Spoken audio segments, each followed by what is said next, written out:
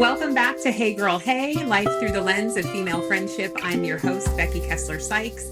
Today's episode is called Culture Club, and I'm so excited for this conversation because my guest is one of my dearest friends, Soumya Nadu Conway. Soumya and I have known each other for about 16 years. We met in a graduate program at Pepperdine University. I think I was drawn to her kindness, her fierce work ethic, and honestly, the fact that she was Indian American. I had a deep interest in Indian culture, Eastern philosophy, and a strong yoga practice. So I was really intrigued by Soumya and everything I imagined I'd learned from her. And while we are different in so many ways, we share the same values, worldviews, and deep respect for one another. She's introduced me to wonderful people, including an Indian man I dated for a year.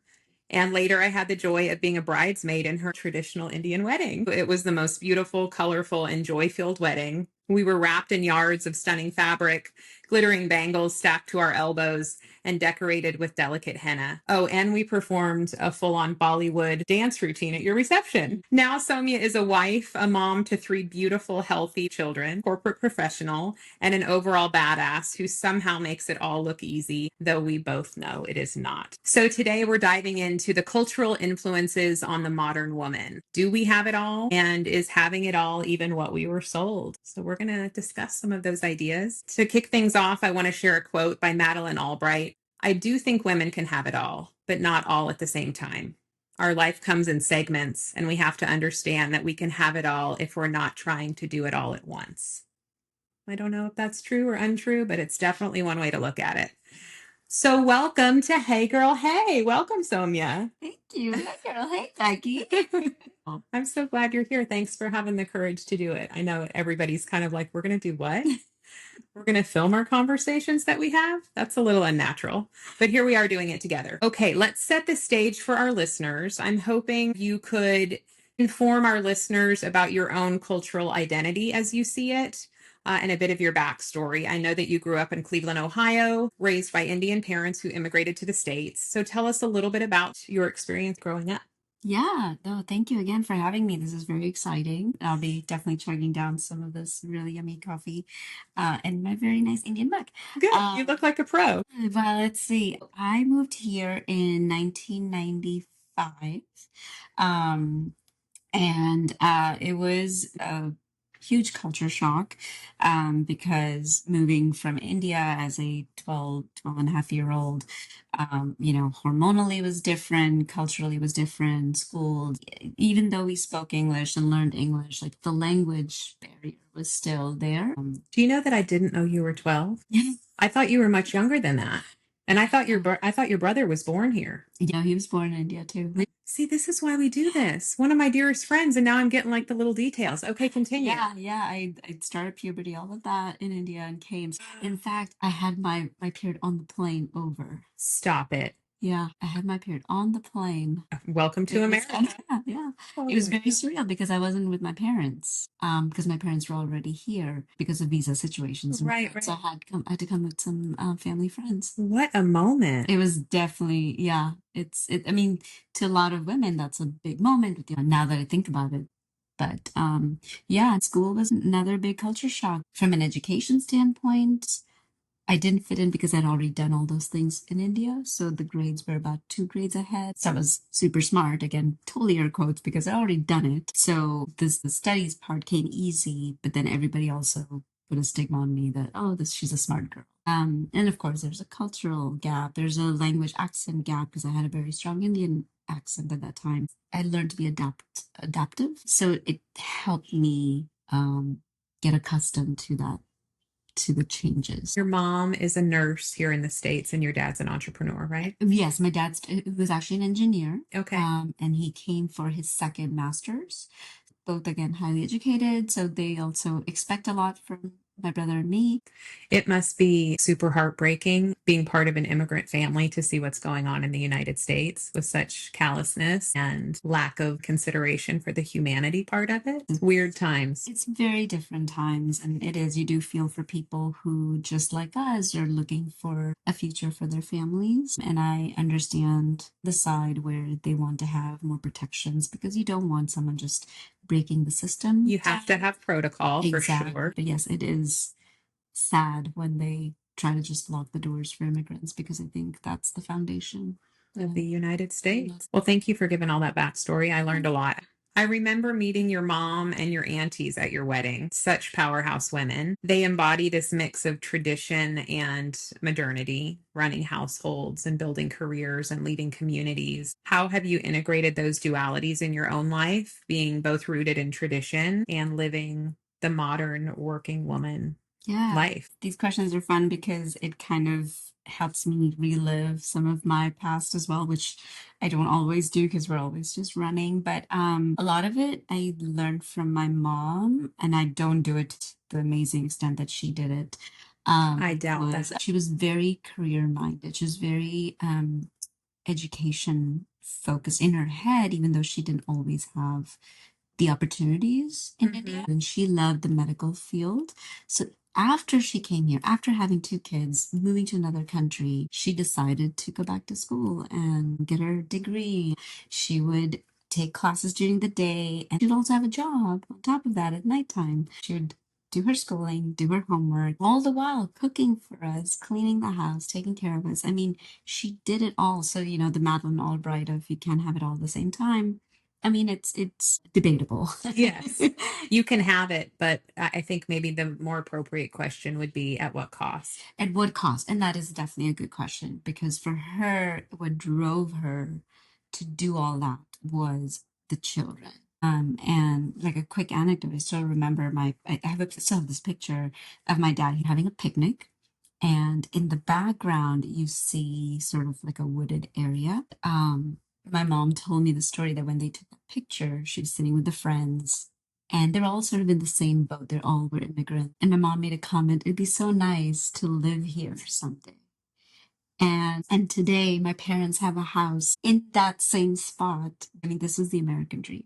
I think for immigrant families, to the extent that I've seen the driving force, regardless of if you're coming from an asylum or you're coming to just take that next step, it is always to give yourself and family a better life, Right. and a better future. I was lucky that my parents are a little bit more modern in their thinking process and their ideas. They weren't trying to arrange your marriage They're or not trying to arrange my right. marriage. Yeah. There was no dowry, dowry system. trade happening. So, in connection to family, you are such a devoted mom, and I know mother is your number one role. Do you feel like you found any balance between that and everything else that you're carrying?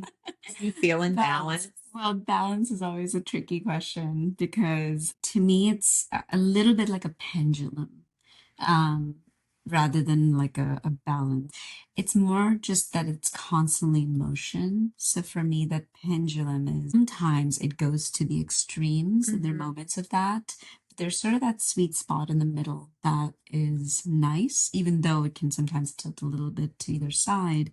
It's still manageable. Right now, of course, there's a lot more chaos in my life with moving to a new city and look for a new job and all of that and kids starting school. Do I always do it successfully? No. And there is a component of, as you mentioned, cultural, right? Today's Diwali and I would have loved to just decorate the house and do a full Diwali celebration, but because our house is chaotic, it's new, we're moving in, I won't be able to do it. But I'm hoping I can, you know, maybe put on some educational movies from YouTube about Diwali and make a couple dishes. But again, it's whatever I can get in that moment to still keep a little bit of that cultural alive. And life is messy and it's busy. I mean, I'm really proud that you just said everything you said about Diwali. You didn't use the word should. That made me really happy. You weren't like, I should be doing this. You're taking it in a very accepting, graceful, kind way. You guys just moved. You're in between jobs. It is a busy time that isn't quite in balance right now, and that's okay. Yeah. And you make a good point. Balance is sort of like happiness, right? If you ask somebody if they're happy, it's not a state that you stay in. Yeah. It's not anybody's homeostasis. Happiness is something that you go in and out of. Yeah. And I guess that leads me to my next question, which is what do you do for you to take care of you? Because I don't imagine it's very much. Right. I mean, that's a good question. I did my thesis on the self as instrument as part of our MSOD program through Pepperdine. And you went through this. And I did my thesis on positive psychology and the contagion of emotions. So there we go. And and I think that's so true to like who you are as well, bringing the positivity. And for me, that self as instrument was so important to understand. And what I found was you should have at least 5 hours of self-care time in a week. Not doing laundry, that's something else, but to yourself, going for a walk, yoga, listening to music, whatever it is, but focusing on yourself. And I definitely don't do that to the level that I have researched, and I wish I could do more. I think that's the state that I'm trying to get to. I should be exercising, I should be eating healthy, I should be cooking, and I should be doing this. But balance is also understanding that should versus acceptance. The stop shitting on yourself. Exactly. Phase. That's going to make it worse. It could just be, I would like to be doing more of this. Yeah. I really hope to be doing more of this by whenever. But the should is, yeah, then it just piles it on. It piles it on. It becomes just unmanageable. Yeah. A lot of women that are mothers finding self care when you have young children feels impossible at moments. You have to have a real good flow with your partner. Or you have to have a really good village of supportive women in your life that can pick up some slack, and maybe you guys take turns, and I'll have the kids one night and have movie night here, and you just get to sleep in your bed with your husband on a Friday night by yourself. Yeah. And then the next month, you take all my kids on a Friday night. You order the pizza and have the movie. You can create those structures, but they take so much more focus and intentionality. Absolutely. And there's also a mental component of letting go, because even having someone else do it for you, you have to accept that help and accept that someone else is also going to do a good job. Yes, I think about cognitive load. So, like, even if you were to break down the physical things that have to be done, like I said, with your partner or with a community of trusted people, and you offset some of the actual labor, you can't offset the cognitive load, which is like the scheduling of the doctor's appointment or the remembering that you're out of this dog food, or, oh, yeah, there's this going on.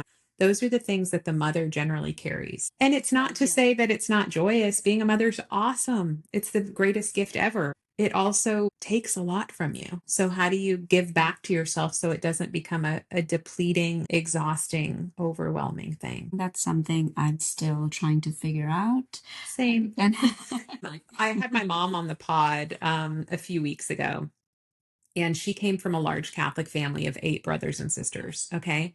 And so she talks about my grandmother really treated my mother and her siblings kind of like little soldiers that had to fall in line. And it's like, well, no shit.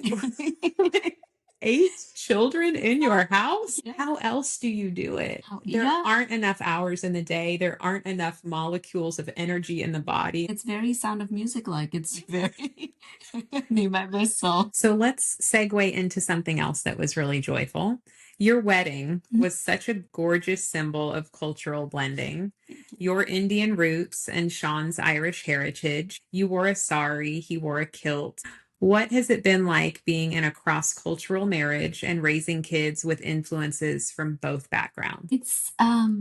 It's interesting. I would have liked to introduce more culture to my kids, and I hope I can do more of that in the coming years. My kids know that I'm Hindu, Sean is Catholic, so we do go to temple, we do go to church. So we're trying our best. I would say, again, I try not to have regrets, but I would say the one thing I really strongly wished I could have done more was only spoken to them in Hindi or Telugu. I wouldn't change anything but just that one thing, which I'm trying now. Never too late. It's never too late. I don't want to speak for you, but I would imagine that you wanting them to have those things is really so that they can have more connection to you and your family and your lineage. And there are so many different ways to give them access to that. Yeah, you know? absolutely. And I think for me, it's the memory of, as silly as it sounds, being able to converse with my mom without my dad knowing. It's like when you would create the pig Latin with your friends growing up. Exactly. And then nobody could be in on it. It just solidifies the bond. It does. Yeah, I totally get that. Thank you for sharing all of that. So last question before we get into our signature rapid fire. What cultural messaging did you receive growing up that you feel like served you well? And what messages have you decided to release yourself from or redefine? Embracing the variety and the different cultures, beliefs, ideologies. I think growing up in Delhi shaped me a lot because even though it's still India, India has thousands of languages, hundreds of cultures. So for me, having that sort of visual representation was important. And that's what I carry through is no matter what your background is, you're still a human being at the very core, and to try to find that bond. And I'm hoping that I can pass that on to my kids to be accepting.